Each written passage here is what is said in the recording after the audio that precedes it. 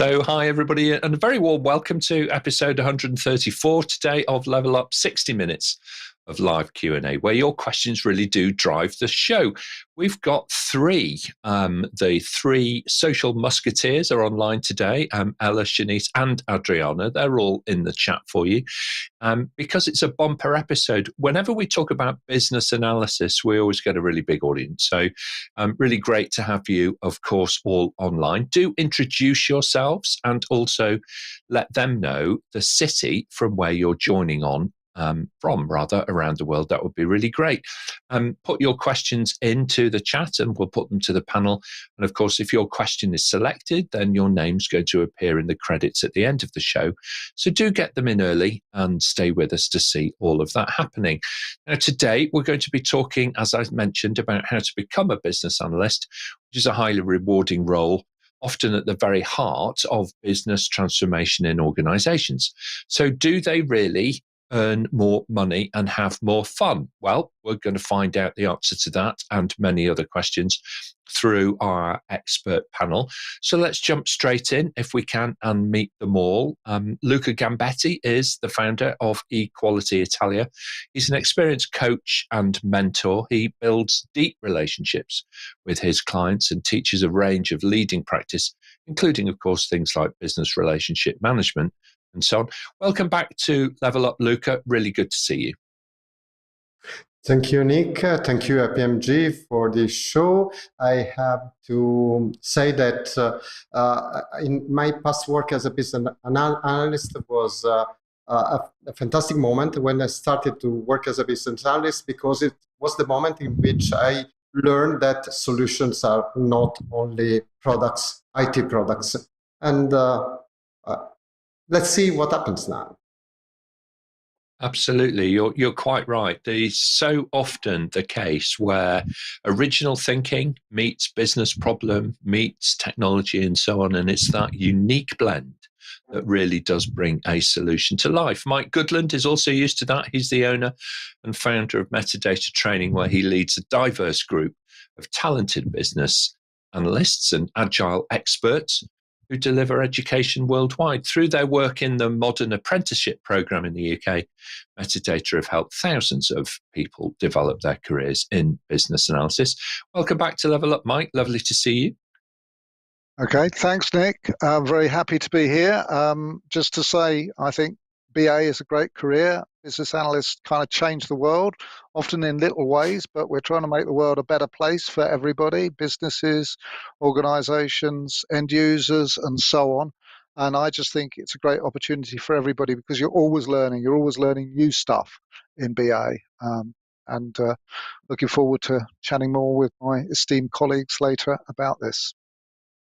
Thanks very much indeed. What a great phrase to start the show. BAs change the world. And I think that you're right. You're spot on there. Imtiaz Kaderbhoy is a practicing business analyst who is also changing the world. He's a trainer, of course, and a mentor over at Savvy BA. So if you ever wanted to pick an organizational name that nailed it, Savvy BA is it, I think. He supports business analysts throughout their careers, developing skills and inspiring confidence, even including securing promotion to more senior roles. So really great to have you back on the panel, Imtiaz. Thanks for joining.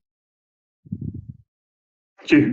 Really looking forward to this hour. Looking forward to some great questions. I've enjoyed being a BA for 20 years, so hopefully you can provide some advice and experience. But one quote I'd just like to start with, and that's a quote of what the role is according to the BCS. And they describe it as an advisory role that carries out some or all of our activities in order to ensure the effective deployment of business change and use of technology in line with the needs of the business. So a lot of our role is, as the guys have said, about all that good stuff, but bringing value and benefit to the business and the customer, which really defines the work we do. So hopefully that gives a nice kind of frame to the next hour of conversation. Yeah. Thank you very much indeed. I completely agree, Imtiaz.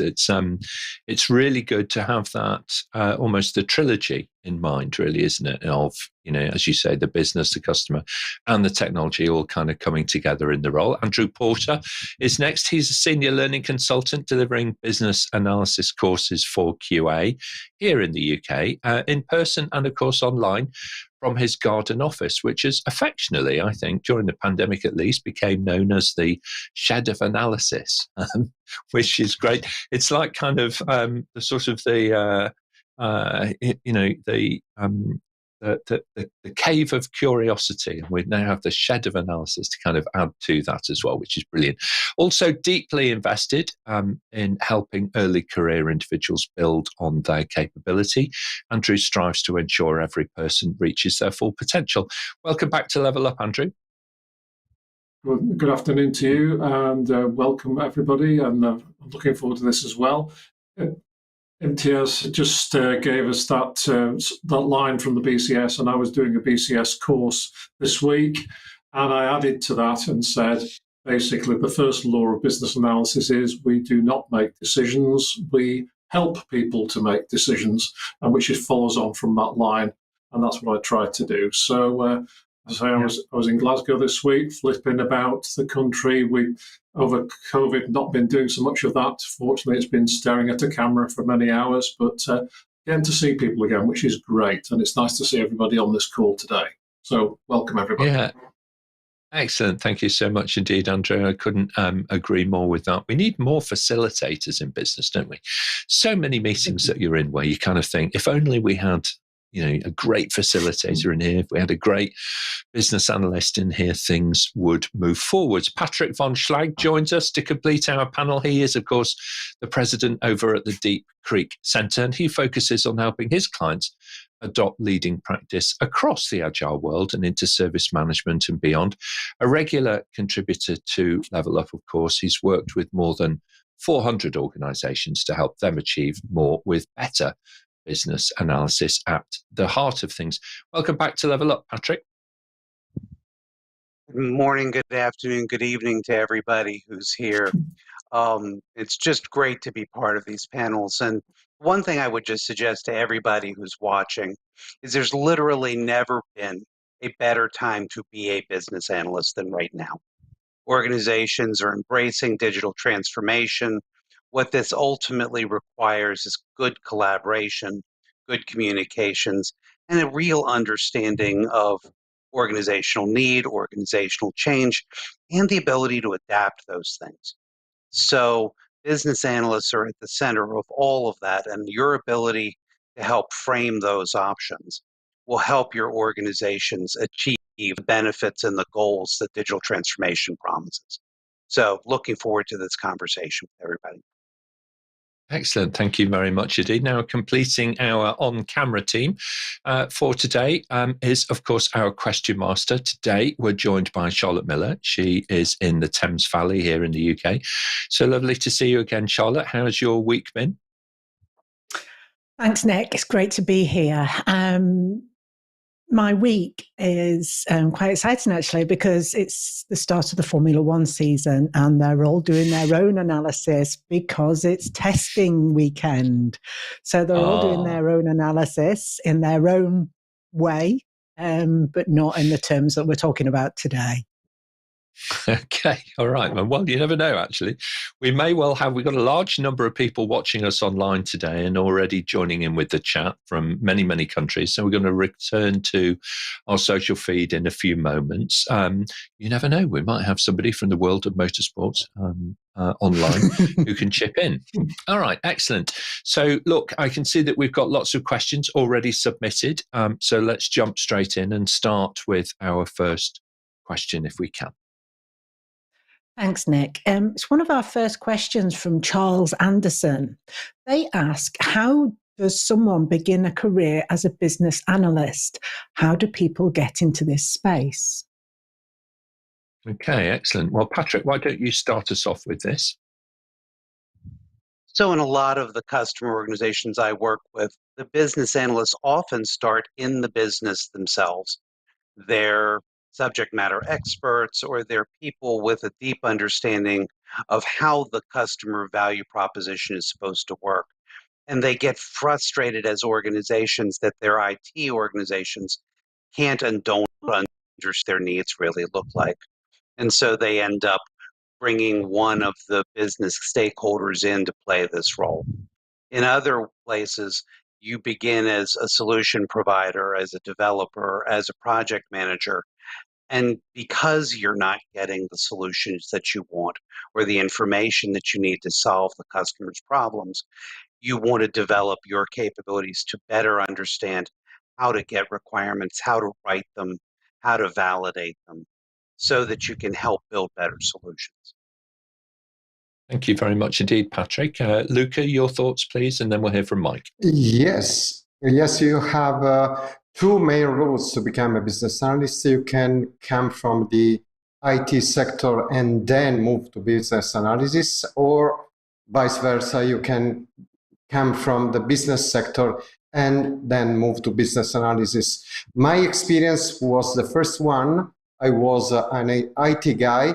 I still am very, very curious. So every time I met a new process, a new business, a new market space, I become very curious on how it can possibly work. And I think this is a great characteristic for a business analyst. Just be curious, just continue learning on how it works, how it all works. I've taken such inspiration from that already, Luca. You're quite right. Maintaining that fascination, that curiosity with the people that you're working with is an absolute fundamental skill. Completely agree. Mike, your thoughts then, please, and then we'll hear from Imtiaz. Okay, I agree 100% with what Luca and Patrick said. BAs generally often come from the business. Many also come from IT. What we're starting to see now is more people coming directly into the role, from graduates, even school leavers. And this is something that's happening particularly in the UK with apprenticeships, where many organisations are taking bright people straight into that role, and they're getting trained through an apprenticeship or a graduate scheme, and that's getting increasingly common. And of course, it's a mixed role. So some of those people do business analysis work, but they don't have that job title. They might have a title of product owner, or junior product owner, or assistant product owner, or something like that. They might be a developer or a data analyst, or even a project manager. And business analysis is a big part of that role. So I think it's a very mixed entry, and it's quite hard, I think, or has been particularly hard for people who are new and just straight out of university or school to move into that role, because it is a very influential and important role. Yeah, I agree with you. I think that, when I joined the IT industry about 100 years ago, most people did not have a purist, IT degree. And they came from different backgrounds and so on. And the same is true largely of BAs. We're starting to see more people setting out for this to be the first part of a portfolio career. So it's really great, to see those apprenticeships kind of flowing through into the workplace. Excellent. Thank you very much indeed. Imtiaz, your thoughts on this one? Yeah, I guess just to add to what the guys have said, I became a BA by chance, really. I was in marketing at the time, many, many years ago. And I think, as Luca pointed out, I think it was Luca, that curious mindset kicked in. And I was the one person in the team that loved to ask questions about, why do you want to do it? What benefits? When do you want it to happen? Who do you want to do it? And it turned out that was the makings of a BA. And it was only as some of these projects that IT got involved that I began to talk to PMs and predominantly BAs, who then, conversation came about that actually you're doing already the kind of role of a BA. Would you like to, learn more about it? So, sometimes we're actually in our workplaces practicing the skills of a BA. It's just a case of, getting to work maybe with more IT people or solution providers and begin just to move into that space gradually, like I did. Yeah, thank you. It's that kind of thing, isn't it? It's about having people around you who can spot, talent and help kind of nurture it and sort of bring it to the front and make sure that they are opening doors for you when you're working internally, and that talent can be can be put to really good purpose. Thank you very much indeed. Andrew, your thoughts? Just to add to what all the other guys have said, but one of the things that I get in a lot of my courses, people, when I ask them the question, how did you get into this? They said, I fell into it, as though they were doing something else and somebody was needed in the role, they expressed an interest, they got into it. As has also been said, quite a lot of people now coming straight out of college or from college with a knowledge of it, of business analysis, and interest in it, and they start to get into it. So I approached business analysis from the IT department. I was a programmer. I wanted to know why people are asking me to program. So my asking the question got me into being an analyst programmer and then a business analyst. So there was that route in. I think if anybody is interested in moving into it, try and find a business analyst in your business and talk to them about how they got into it. Also, just express interest in why are we doing things. If you start to ask those sort of questions, people are going to put a marker on you and say, oh, they probably are good at business analysts, because the profile of a good BA is somebody who's inquisitive, asks questions, annoyingly asks questions sometimes, and just tries to find things out. So that can be a good route in. Just make yourself known that you have an interest. I think in a lot of companies, that's one way in, and the formal training route is the other. Yeah, I think that you're right. And when it comes to kind of asking questions, they invariably are the keys to the kingdom, right? I often kind of think sometimes, consultants might feel that you need to know all of the answers, or, people who are watching online are thinking, my job, I need to know all of the answers. Actually, I'm not entirely convinced by that. You may be better off just knowing better questions, just asking better questions and helping to facilitate, the answers coming out from your colleagues, rather than knowing what the answer is yourself in advance. Sometimes that can make the biggest of differences. All right, very good. Now then, we're starting to get some live questions in from our audience, so we're going to get to those momentarily. If you're watching us and you have a question for the panel around becoming a business analyst, then please do submit it in the chat. Angelo, really great that you're joining us from Houlton in Ontario, up on the east side of Canada. So really great to have you online today, and Mohammed as well from Saudi Arabia. Brilliant that you're able to join us today. And you can see that Level Up really does join colleagues from around the world, all the way across to Vietnam, and Labao, who's joining us from there. So evening time, I think, at the moment in Vietnam or thereabouts. So we hope that we're not interrupting your Friday night meal. But thank you for joining us. And definitely in the evening now is Krishna from Jakarta over in Indonesia, and a fantastic city full of talent and commercial opportunity and a huge energy. When I was last in Jakarta with, I didn't recognize it actually, because it's changed a lot in the few years that had intervened before I was there previously. New buildings, new energy, new direction, all happening over there. Very good. Charlotte, let's crack on if we can, please, and we'll take our next question, please. Thanks, Nick. We've got a question from Ted Davison, who is in Liverpool in the UK. Ted asks, although the screen's not changing, how does a business analyst differ from a business relationship manager? All right. So how does a business analyst differ from a business relationship manager? Luca, start us off, and then we'll hear from Patrick. Yes. Well, it's all in the name. So a business analyst major focus is on finding a solution, help finding a solution to a business problem, while the focus of a business relationship manager is on maintaining a good relationship between a business unit, business partner, and a service provider. But having said that, the two roles somewhat merge.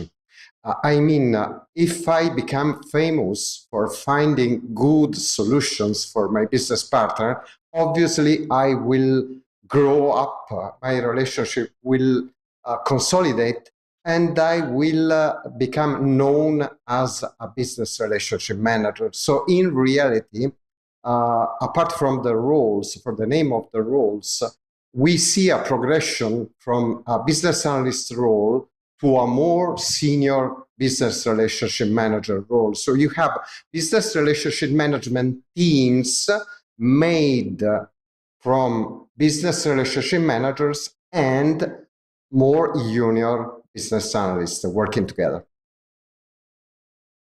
Yeah, thank you very much. There's certainly a spectrum, aren't there? And I think in the Venn diagram of, kind of roles and responsibilities, you probably have quite a big overlap, kind of going on there, but clearly a different focus. So thank you very much for that. Patrick, your thoughts on this? So I think Luca gave us a really good feel around the spectrum of roles that we need to play to be able to serve business stakeholders.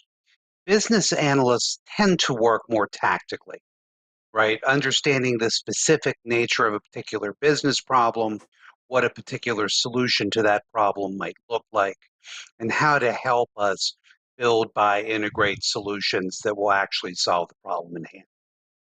Business relationship managers have a little bit of a broader, more strategic scope, right? Their interest is in helping to build a trusted advisor role, to help the organization engage in looking at future requirements, future prioritization of investments and commitments in certain solutions, and ultimately helping the organization even to identify new strategic opportunities to leverage capabilities that will help them achieve broader strategic goals. You might think of it as earning a seat at the table with the senior leadership of the organization to talk about strategic opportunities for the business. But to the point from before, I think it's really good to think of it as a spectrum and to think about the roles as being discrete from necessarily a particular job. In a small enough organization, you would certainly see people playing both aspects of this role. In a much larger organization, you might have more junior people doing the business analysis work, but being a business relationship manager might be a very important part of their career path. Yeah, I agree with that. I think the one way to think of the BRM competency set, the business relationship management competency set, is that this is something that we can all do. This is something that we can all do in our professional lives, in our private lives, in our volunteering, in our community work, in the way in which we go about interacting and working with other people, collaborating with other people. There's a huge amount of that, those skills and techniques that you can learn through studying to become a business relationship manager that you can apply in all kinds of different roles. And you're spot on. Both of you are spot on here that the primary focus is a little different. So if your job is, rather than your role is, if that makes sense, then the primary focus is going to be quite different. And so very well done. Excellent. And what a great question. Thank you very much indeed, Ted, from actually my home city, from Liverpool in the UK. Thank you very much indeed for submitting that. Charlotte, I can see the live questions are really stacking up. So let's move on. We'll take our next question, please. We've got a live question next, Nick, from Mohammed. Mohammed asks, how can a BA help a project manager? All right, very good. Let's start this time with Andrew, if we can. Okay, really good question. Very often we find that the line between a BA and a project manager is very blurred. Quite a few project managers in smaller companies are the BA and the BA is the PM, vice versa. I found that by understanding the the work the project manager has to do in managing the projects in the waterfall situation and also in the agile area, that by taking a bit of the load off them sometimes, I can help them and I can ask them to do a bit of BA on the side as well. If I can encourage a project manager to understand the nature of the work I do as a BA, that can help them. And as I say, again, if I can understand the pressures of their project management work, then so much the better from my point of view. So I think that they both can help each other. And so it's not just a one-way street on that. Me done. Yeah, most definitely. Excellent. Thank you very much indeed. Imtiaz, your thoughts, and then we'll hear from Patrick. Yeah, I guess just to add to that, really, one of the core things that we do as BAs is understand our stakeholders, understand their perspectives, what makes them tick, what they need, what they want, what their fears are. So equally, the BRM, the PM, and any other stakeholders, once we understand their perspective, we can really then look to work with them as closely as possible and deliver joint, beneficial outcomes. So, working with the PM, once we really understand, are there key drivers maybe to manage the timeline, manage the plan, manage budgets, whatever's in their kind of top 3 or 4 big tickets that they need to, that they're responsible for. We can then use the work we're doing to help support them in their mission, and vice versa. But really understanding stakeholders, I think, is kind of the first critical step that we should be looking to take part in. It's interesting, isn't it? It's interesting as well how different roles tend to have the privilege of a higher degree of contact with stakeholders on a project. So I might come back to that in a little while, Imtiaz, if I may. But in the meantime, let's hear from Patrick, and then we'll talk to Luca. So clearly the roles are complementary, but the focus is often very different. If you're a project manager, your job, in short, is to be able to plan the work and work the plan, right? How do we build and produce and hand over various types of deliverables? The business analyst provides context. How do those deliverables enable the business to perform work, deliver certain business outcomes, and ultimately to ensure that value accrues to all the relevant stakeholders? And of course, that begs good questions. Who are the stakeholders? What are they trying to do? What are the outcomes they're trying to achieve? And then how exactly does the solution solve problems for them? What is the problem that we're trying to solve, or the specific types of problems that we're trying to solve? And how do we collaborate together to get there? So a business analyst focuses out on the business, on the customers, on the outcomes in question. And the project manager tends to focus in. How do we plan the work? How do we execute to build, buy, provision capabilities to enable those results? Thank you very much indeed, Patrick. Very clear. Luca, final thoughts on this? Yes, I agree with all what my colleagues said. Working as a project manager, I would like to have a business analyst working in order to make clarity, to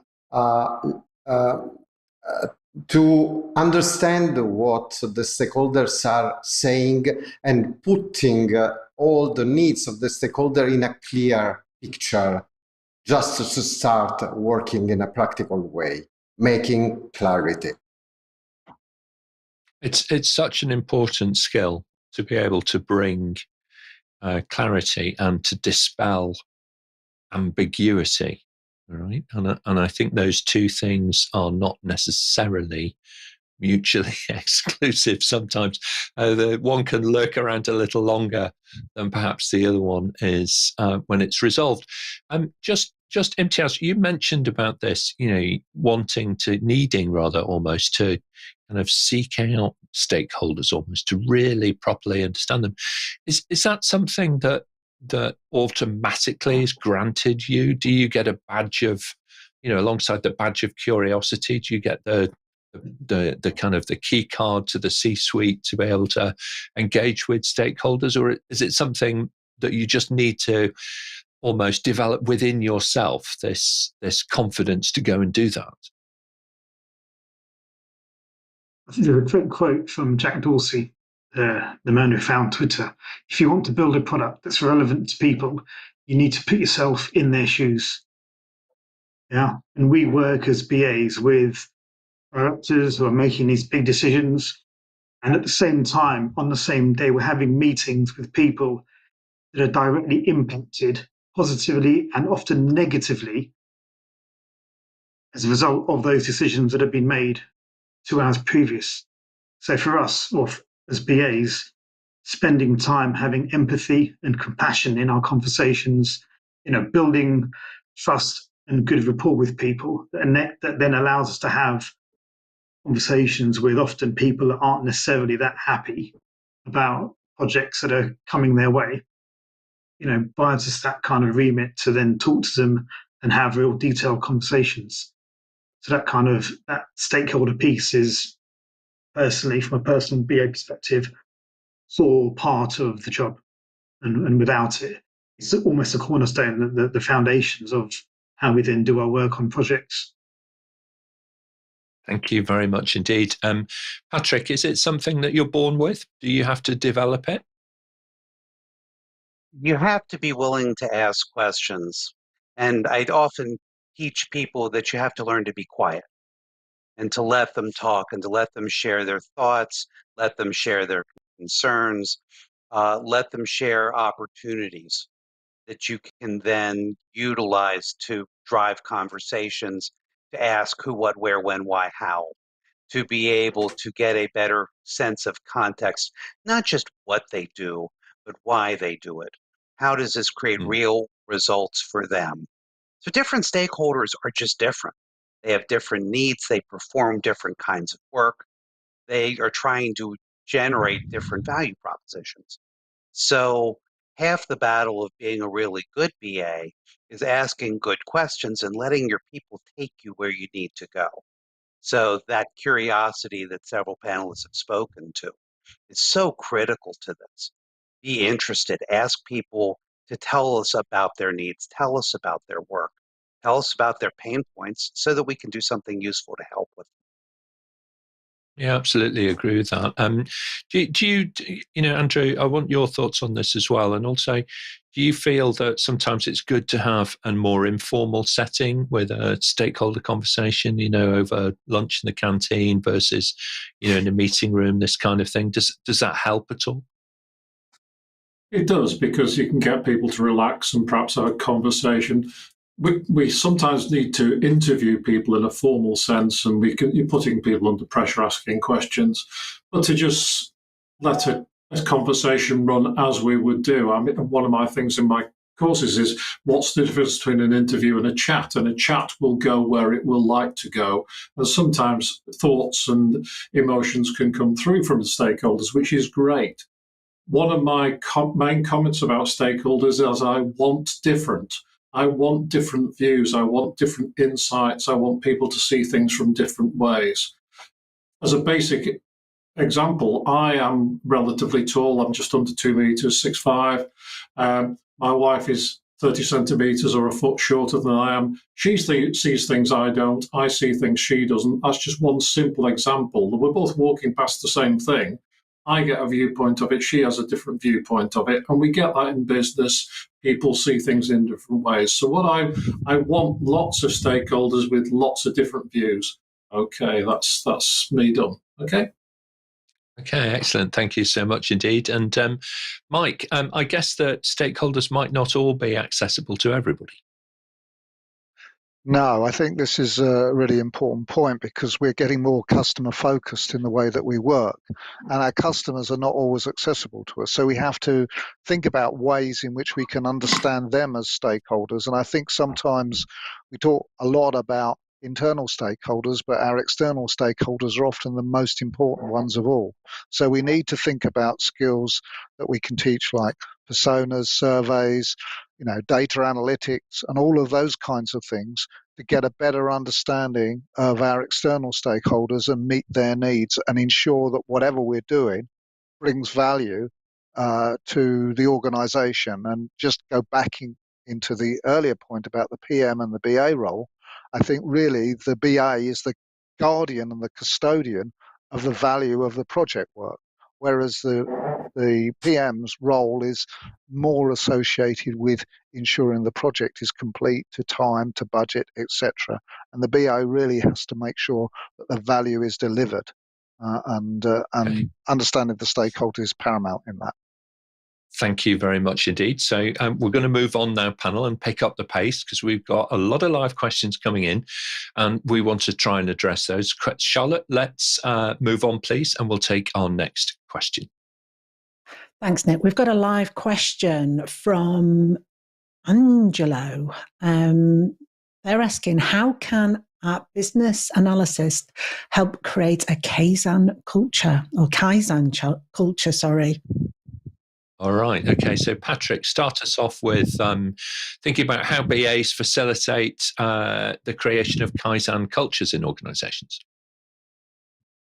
So this is a really insightful question because part of creating a culture of Kaizen is acknowledging that we're not just creating a short-term project with fixed deliverables, but we're usually creating solutions that have to adapt and evolve many, many times over the long run in order to meet changing business needs. So as a business analyst, one of the things we can do is help the organization to embrace the idea that requirements are not fixed, that we're going to create solutions based on best available information, and then we're going to have to be able to adapt those solutions based on change. And so by embracing Kaizen, we acknowledge really the basis of the agile mindset, that what we know is for today, and we're going to need to make change in order to meet future goals. Yeah, I completely agree with that. Imtiaz, your thoughts? Yeah, I guess for me, Kaizen culture is a to-be state, right? So the business has an aspiration to move into a Kaizen culture. As a BA, I'm going to help create that culture by understanding our culture today. Right? So understanding the culture today, knowing the culture we want to get to in tomorrow's world, working out the gap, right? What is the gap between our current culture and the to-be, and how are we going to plug that gap? Thinking about the business as a whole and what needs to change for us, the business, to go from the current state to this new sort of cultural world that we want to move into. Thank you very much indeed. Final thoughts, Mike? Yeah, I think we're seeing much more in the agile world, BAs involved throughout a project, well, not even in a project scenario. So the Kaizen approach is kind of embedded within agile.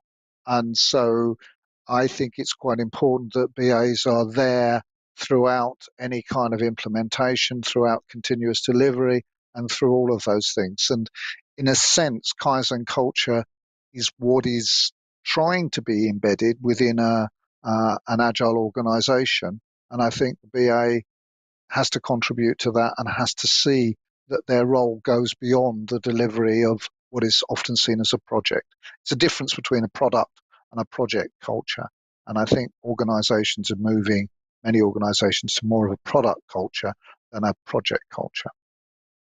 Yeah, thank you very much indeed. And however we express it, that, constant quest, if you like, for the future state to realize the state of perfect continuous improvement is a quest which by itself may never have an ultimate end.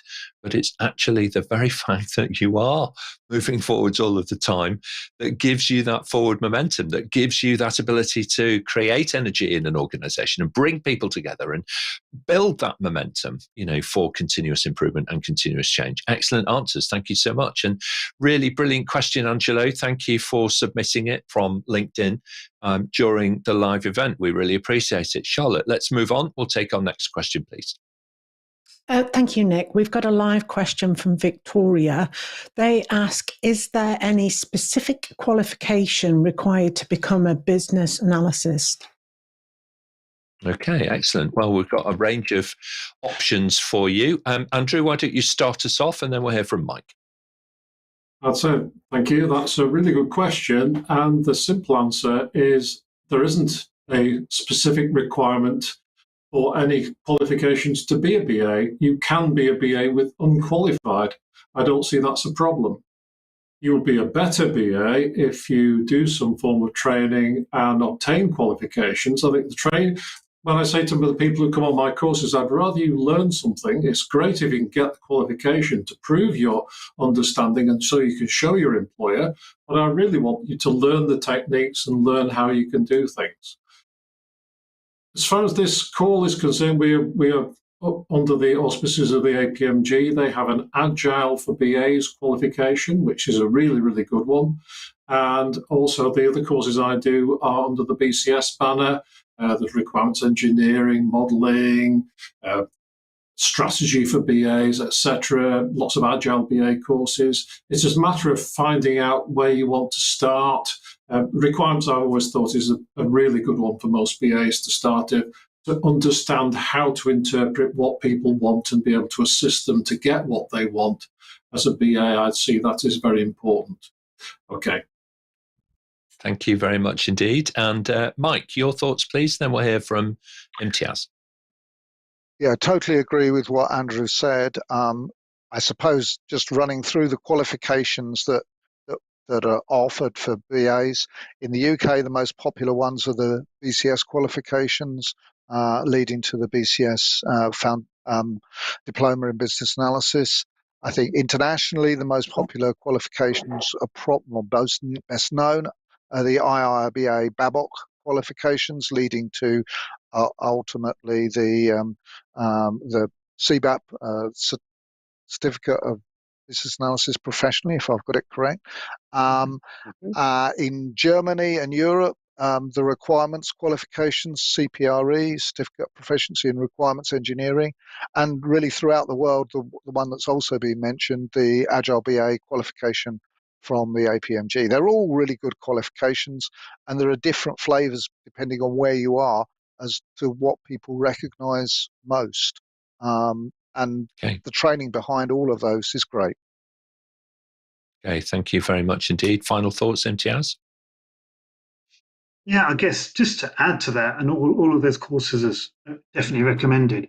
But I guess just don't forget the personal side of your skill set. It's worth thinking about, do I need to spend a bit of time on a course, maybe thinking about facilitation skills, communication skills, all those transferable skills that are really key for us as business analysts. So just factor some of those thoughts in whilst, looking at courses. Yeah, absolutely. Thank you very much. The last thing that I would say is that the role of qualifications here really is to crystallize your aptitude, all right, and to make that portable for others so that other people can recognize that you do have the aptitude to do something, all right? It's really helpful accelerator to your career. And as we're talking about how do you become, it's probably a good idea to kind of consider some of the ones that have been suggested to you by the panel today. Let's move on, Charlotte. If we can, we'll take our next question. Thanks, Nick. We've got a live question from Greg. Greg asks, I am a certified BCS business analyst with some experience. What advice and tips could you give me in searching for a role? All right. So here's the thing, isn't it? When you start going, you then need your network to be able to help you find not just the next role, but that great role, all right, next for you, because it's not just about doing a job, it's about, jumping in with both feet and finding yourself in the kind of blue ocean that really suits you and the way in which you like to work. Patrick, you've done a lot of this. What advice would you give to Greg? So one thing I would recommend right out of the gate is don't just focus on the job title. Be looking for jobs where they're interested in requirements gathering, requirement solicitation, modeling and validation skills, digital transformation support work, right? And a lot of product owners in a Scrum Agile kind of universe. In a lot of scenarios, your business analysis capabilities and skills will apply very explicitly to these roles, whether or not that organization thinks of it as a business analyst job. I think you're really, really right there, Patrick. With e-recruitment being so prevalent, out there, you need to think as well about how you are, how your qualifications and certifications really map to the words and the way in which those roles are being described. Because without that, it's going to be really tricky. It's one of the reasons why APMG offers things like digital badges, because they're mapped directly into skills matrices, which e-recruitment engines use in order to be able to figure out who might be a good match. All right. So do look for that kind of thing. If you go to credly.com or you click through on any of the APMG digital badges, you'll find that what lies behind them is a whole plethora of metadata that links through to job postings and real life job descriptions and new roles for you to apply for. All right, very good. Thank you very much indeed. I hope that helps you, Greg. And feel free to connect with us in the panel on LinkedIn to be able to help you build your personal network as well. We're always open for that for other professionals who are watching today on LinkedIn or indeed on YouTube. Excellent. Thank you very much indeed. Let's move on. Charlotte, we'll take our next question, please. Thanks, Nick. We've got a live question that's just come in from Angelo, and Angelo asks, why should a potential client engage with a business analyst? All right. Okay.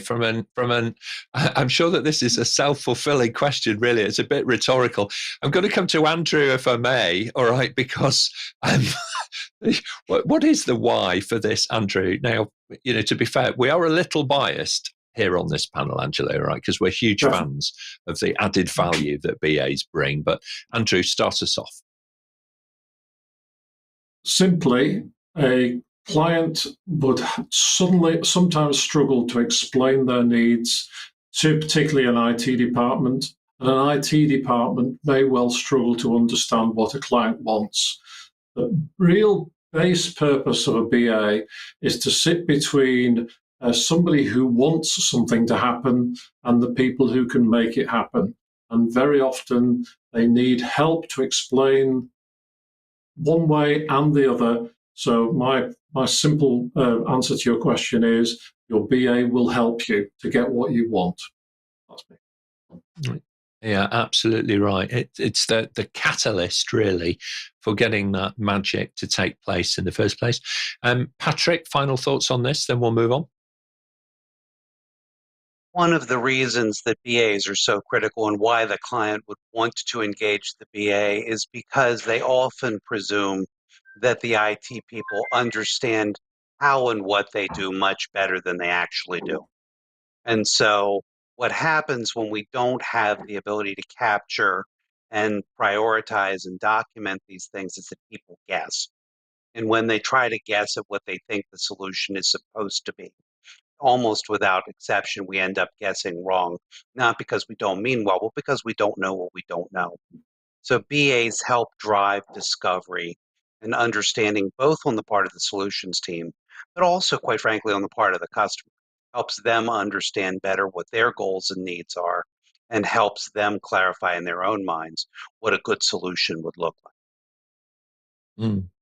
Thank you very much indeed. Thank you, Patrick. Thank you, panel. Charlotte, we've probably just got time to squeeze in two if we're super quick. So let's take our next question, if we may. Thanks, Nick. There's quite a few live questions to get through. The next live one that I think is most appropriate is from Julian. What kind of metrics can we use to measure BA effectiveness and efficiency? Oh, now KPIs are all important here, qualitative or quantitative. Luca, how would you go about looking at the effectiveness of business analysts? Yes. Yesterday night I was facilitating a meeting in a portfolio management context on one of my biggest customer, and they complained that a lot of initiatives start, but very few initiatives come to a positive end with full adoption. So I will definitely measure the BA effectiveness with initiatives, successful initiatives, lead time, value generated, this kind of KPIs, looking at the end of the development process. All right, I agree with you. I think there's a lot of reasons why initiatives can stall. They lose energy, they lose that momentum. So that could be very insightful indeed. Patrick, your experience in this? So one of the disciplines within business relationship management is this idea of a value plan. How does the organization plan to measure the deliverable value and ultimately the success of a particular initiative? And a lot of times the organizations have broad visions around what their goals for a particular project or service are, but they often don't actually have well-defined metrics for what business success actually looks like. So one of the things a business analyst can bring is real focus on what is the real measure of success here. And then when we think about what the efficacy of the business analyst is, how well do the initiatives really deliver to those business objectives? Excellent. Thank you very much. Final thoughts, Imtiaz? Yeah, I guess just to add to what the guys have said, really, a lot of our work is defining requirements, both functional, non-functional business requirements. We're process modeling, process mapping, to-be states. All of these artifacts and activities that we perform have benefits to it. Each requirement has a benefit, each process map has a benefit, and all those benefits often turn into management information requirements, right? So how are we going to measure the success of this thing once implemented? And so the sum of our work should add up and feed into these metrics that creates ideally actionable insight that BAs and projects can then use to evolve their business to hit their particular objectives. So absolutely, all our work should be geared to delivering value and benefit, and we should be able to prove it. Absolutely right. Absolutely right. Thank you very much indeed, Imtiaz. We are running up to the hour, so we're going to have to prioritise. That's life on projects for you, as it is life on Level Up as well. Charlotte, if we can, let's try and fit in another question. Thanks, Nick. We've got a question from Nazia.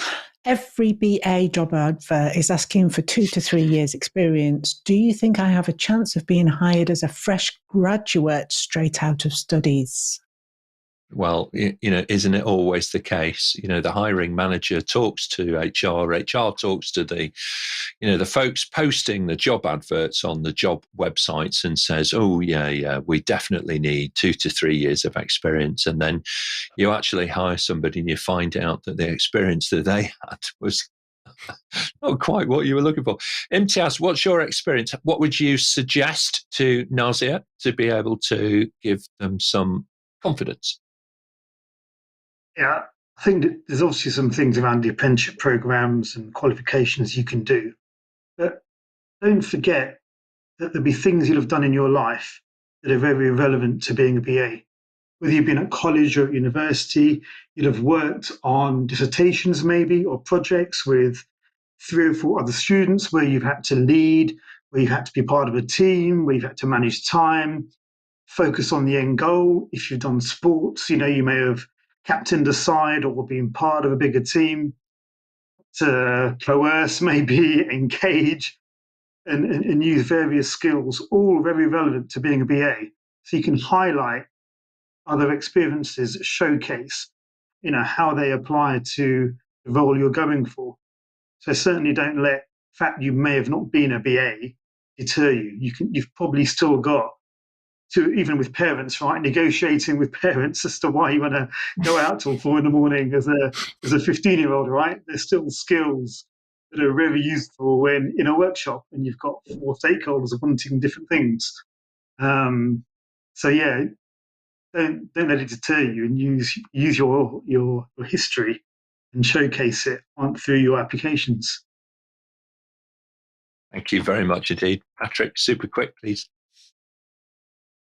I've trained hundreds or thousands of people in business analysis, and almost all of them entered their BA roles with no formal BA training, with no formal BA credentials, because there was a need, right? In many organizations, it's less a question of your formal background in business analysis and more your ability to communicate, to ask questions, to capture information, to work across a number of different people with different types of collaboration communication style preferences.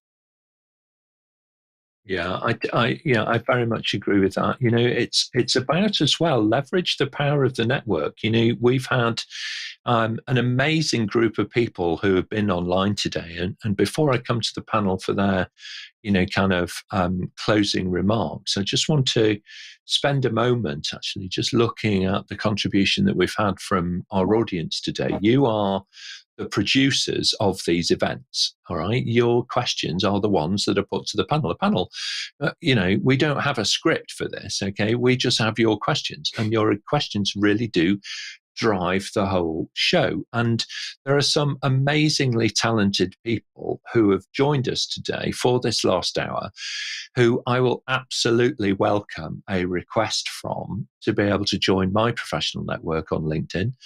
By all means, just reach out to us, and invite us to connect with you, and leverage that network then to help you find, that next role that you're really looking for. You're always most welcome to reach out to us and to connect with us in that way. So it's been fantastic to see from people really all over the world today.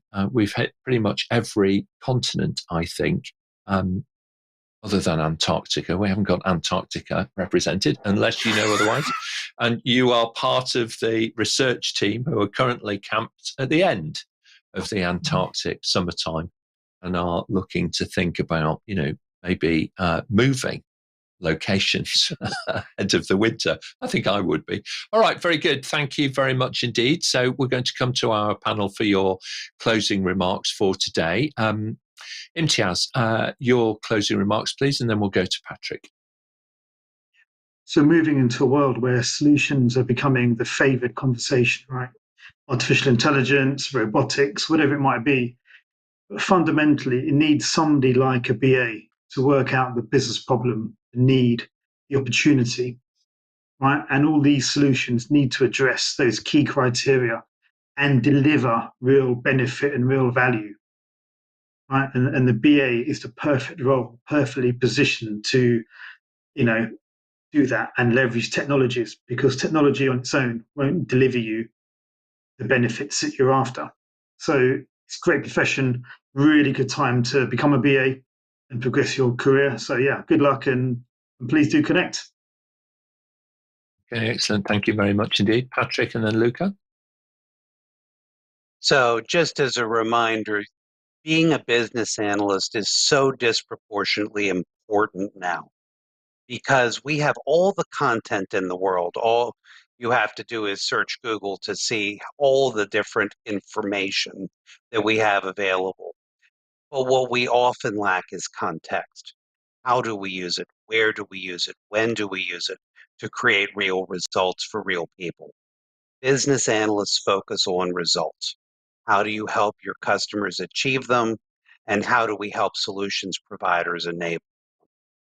So never a better time to be a BA than right now. Thank you very much indeed. Luca, and then Mike. Yes, I agree completely. The business analyst is so important in order to enable the distributed knowledge inside the company. I mean, he or she facilitates a continuous dialogue in order to understand, to clarify, to discover new solutions to problems in a world that never stops changing. So it's an amazing job, I think. Thank you so much, Mike, and then Andrew. Yeah, just to add a complete agreement with everybody, and just to add a further question that I'll answer. What is the difference between a management consultant and a business analyst? My answer is probably about $500 pounds a day. In a way, as a business analyst, you're looking at business value, improving the business. And it's not only about IT. We've talked a lot about IT today, but it's also about business change in every sense. And the value of business analyst is making changes or helping people to decide on changes to their organizations that actually improve how things work. BA changes the world. Much. Thank you very much indeed, Mike. Yeah, we've kind of gone full circle on that one for sure. Andrew, your thoughts, and then we'll hear from Charlotte. Okay, the very last thing I'd say was that there are many, many solutions, many technologies that are available to people now. What we as BAs have to help people to say is, what do you need to do? What do you need to achieve in a business sense? Okay, once we've understood that, we will then help you to achieve the tools or the results by working with other people who will help you and bring you those results, bring you those tools and techniques. So you don't go diving in for the latest fancy shiny thing, that will try and keep you on the business page, and then we'll help you to find the best solution. Absolutely. Thank you very much indeed. And Charlotte, your final thoughts for today. I want to say a big thank you to everybody that submitted a live question today. We've got so many more yet to answer, and we will carry them over to the next episode with the same title, How to Become a Business Analyst, on the 15th of May. So if your question wasn't answered today, we will answer the question on that show. All right, excellent. Thank you very much indeed. We're going to push all of those forward then to the 15th of May, which for some of us, I think John McCaw, who's joining us from Australia, I'm afraid, John, the summer will be over by then, my friend. All right. And in the meantime, the Northern Hemisphere, Luca's got that healthy summer glow already. Okay, as we launch ourselves into the longer days in the Northern Hemisphere of Europe. Okay, very good. So thank you very much indeed, panel. I agree. Some great questions today from our audience, and some equally fantastic and inspiring answers for everybody. Now, looking forwards a little bit and thinking about the future is, of course, an important part of leveling up your career. And we have now more than 1,500 answers, I think, to the questions that have been put previously on other shows that you can find the answers to on apmginternational.com. So just head over there, and that will connect you with almost 200 now experts from around the world. Don't forget, you can listen to the audio versions of the shows on your preferred podcast platform, a growing and most popular way to consume the content. So please do that. And don't forget, of course, to like, comment, and share on YouTube to our channel. Please subscribe. It doesn't cost you anything at all. And who knows, it could be just the thing that you need, before that important meeting, to jump in and hear some of the live questions and the live answers that you could reuse at work yourself in your next meeting that you're joining. Monday, on the 27th, we're going to be looking at how to break into a career in IT service management. And on Friday, it's our first local language show. It's going to be in German, the first one for March. And that is all about thinking about, are we really truly safe, I think, would be my very poor translation of the German.